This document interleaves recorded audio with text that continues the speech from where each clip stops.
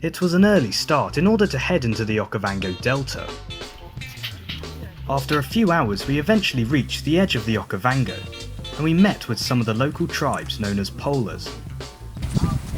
It looks like that's our ride into the heart of the Okavango Delta, so let's go. From here the mode of transport was now in locally made canoes known as makoros. Navigating the winding channels of this delta was certainly an experience like no other. However, you always had to keep your wits about you, as potentially dangerous hold-ups are always a possibility. Hold-ups such as this large hippopotamus, which is the most dangerous species of mammal in Africa.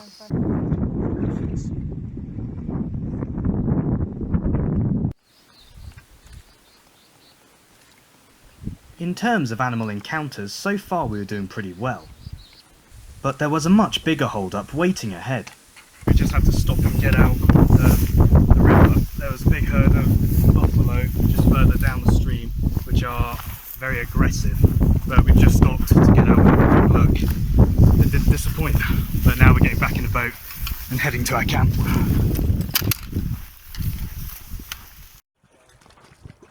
After the hippo, the Cape buffalo is the second most dangerous animal in Africa.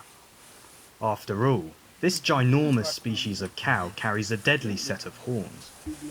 The males are pretty distinctive from the females, as their horns are much larger in order to fight with other males for breeding rights.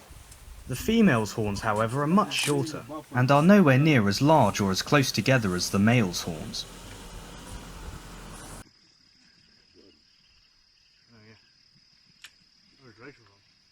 So you're probably wondering as to why the Okavango Delta is filling up during the dry season. I mean, surely it should be the opposite.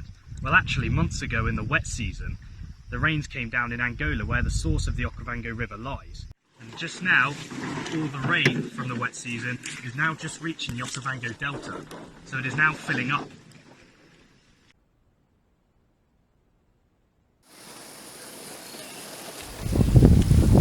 Here we are at camp in the Okavango Delta. We arrived here on our makoros just earlier and we saw some pretty awesome animals along the way. So this is where we're going to be staying over the next few days, and hopefully we'll have even more wild encounters. It was midday and we quickly set up camp and put up all our tents, getting ourselves prepared for life in the bush. And this is our wonderful toilet.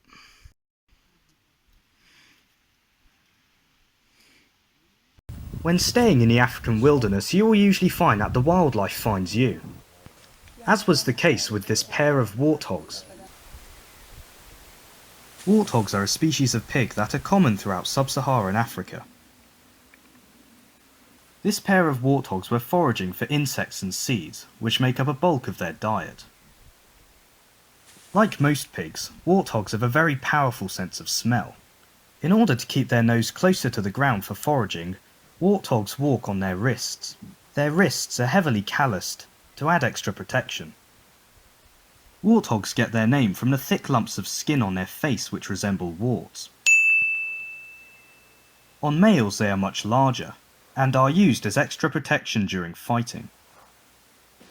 As evening fell upon camp, the warthogs left to take refuge from their many predators. So we're looking at this clearing of sand just here near the delta. And there are various footprints. We're looking to set up our camera trap, the one we used in Madagascar. So here we have some sort of big cat, you can tell because there's a clear 4 toes there. And we also have baboon footprints and hippo as well.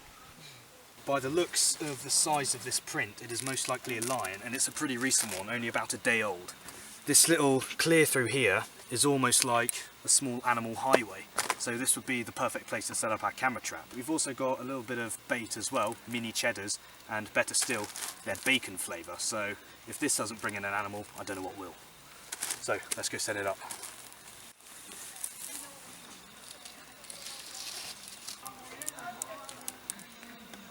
Once the camera trap was set up, it was now time to head back to camp and rest, as night here in Africa can be incredibly cold, and also very dangerous.